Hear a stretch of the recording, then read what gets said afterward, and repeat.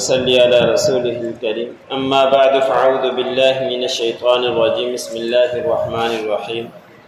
الذين إذا ذكر الله وجلت قلوبهم والصابرين على ما أصابهم والمقيم الصلاة ومما رزقناهم ينفقون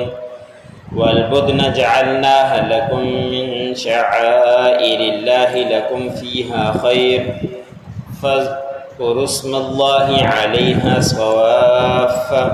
فإذا وجبت جنوبها فكلوا منها وأطعموا القانع والمعتر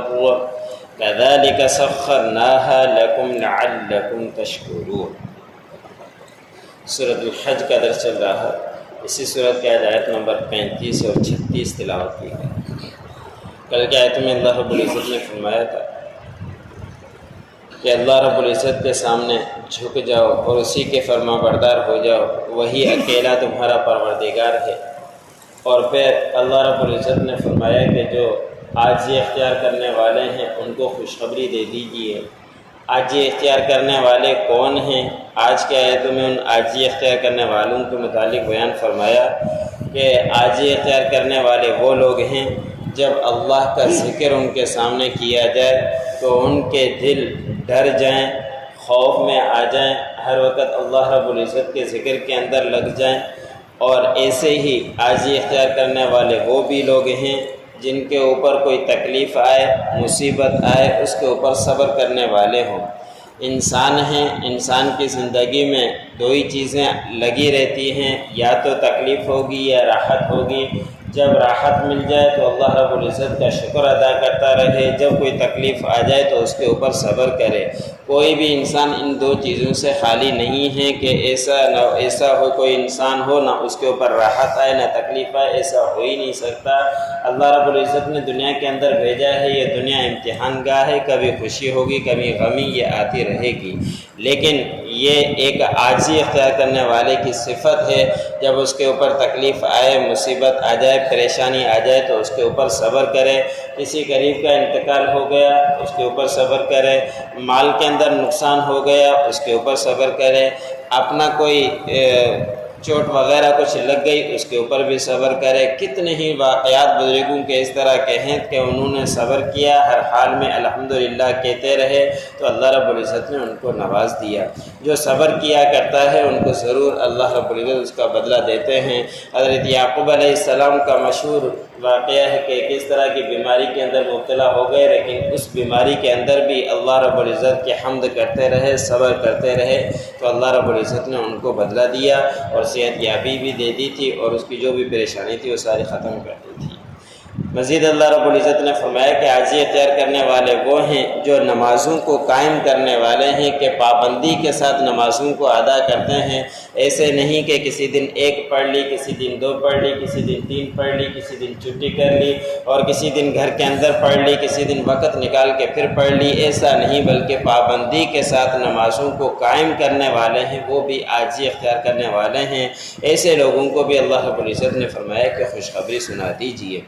اور مزید اللہ رب العزت نے فرمایا کہ عاجزی اختیار کرنے والے وہ بھی لوگ ہیں جن کو ہم نے رزق دیا ہے اس میں سے خرچ کرتے ہیں۔ اور یہ ایک ایسی صفت ہے، اس کو اپنانے میں آج کل بہت کوتاہی کی جاتی ہے کہ ہم تو یہی سمجھتے ہیں کہ جو زکوٰۃ ہے وہی لازم ہے، اس کے علاوہ کوئی ہمارے اوپر لازم نہیں۔ زکوٰۃ تو فرض ہے، وہ تو ادا کرنی ہے، اور جو اللہ رب العزت نے رزق دیا ہے صدقہ خیرات بھی کرتے رہیں، اس کے اندر بھی مال کے اندر کمی نہیں ہوتی، اللہ رب العزت اضافہ کرتے ہیں۔ حدیث مبارک میں آتا ہے کہ جو صدقے نکالتا رہتا ہے صدقہ، اس کے گھروں کے اندر بیماریاں نہیں لگ سکتی، اس کو خود کے اوپر بھی بیماری نہیں لگ سکتی۔ اس کا انسان ماحول بنائے، ہر گھر کے اندر پریشانی رہتی ہے، بیماریاں رہتی ہے، لیکن پابندی کے ساتھ، ذمہ داری کے ساتھ، اپنی سیلری سے یا کوئی اور آمدنی اس حساب سے ہر ہفتے 15 دن مہینے کے اندر پابندی کے ساتھ صدقہ نکالنے والا بن جائے تو اللہ رب العزت ضرور نبی کریم صلی اللہ علیہ وسلم کا جو ارشاد ہے اس کے اوپر عمل ہو جائے گا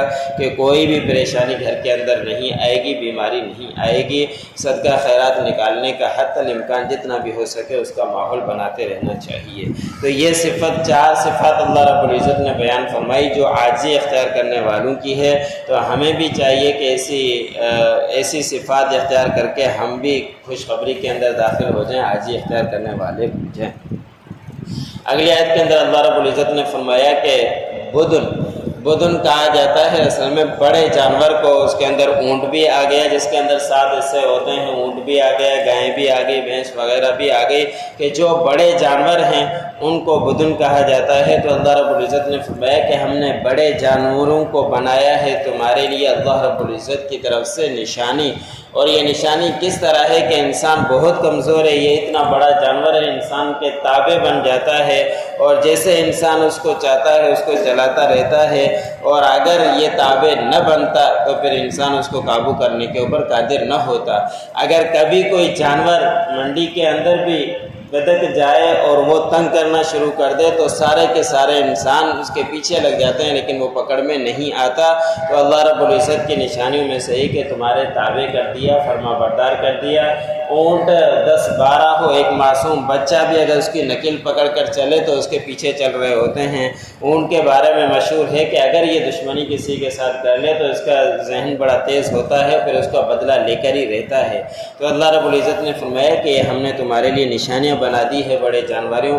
جانور تمہارے لیے، اور اس میں تمہارے لیے بھلائی ہے، اور اللہ رب العزت کا نام لو اس کے اوپر جب وہ 3 ٹانگوں پر کھڑا ہو۔ اب اس سے مراد اونٹ یہ ہے کہ جب اونٹ کو تم نہر کرنے لگو، کیونکہ ذبح کیا جاتا ہے جب جانور کو لٹایا جائے اس کو ذبح کہا جاتا ہے، لیکن جانور کو نہر کیا جائے تو اس کو کھڑا کر کے نہر کر کے اس کے گلے کے اندر چھری لگائی جاتی ہے، وہ اونٹ کا حکم ہے، اور ان کو 3 ٹانگوں کے اوپر باندھ دیا جاتا ہے۔ اللہ نے فرمایا کہ جب اس کو 3 ٹانگوں کے اوپر باندھ لو، اس کے بعد اللہ رب العزت کا نام لو، پھر جب وہ اپنے پہلو کے بل گر جائے تو اس سے گوشت تم بھی کھاؤ، اور جو قناعت اختیار کرنے والے ہیں ان کو بھی کھلاؤ، اور جو بے قرار ہیں ان کو بھی کھلاؤ۔ کہ قناعت اختیار کرنے والے وہ ہیں کہ تھوڑا سا بھی ان کو مل جائے تو اللہ رب العزت کا وہ شکر کرتے ہیں، قناعت اختیار کر لیتے ہیں، لیکن کچھ بے قرار ایسے ہوتے ہیں کہ وہ مانگنے کی عادت ہے ان کے پاس ہو بھی، لیکن اس کے باوجود بھی مانگتے رہتے ہیں۔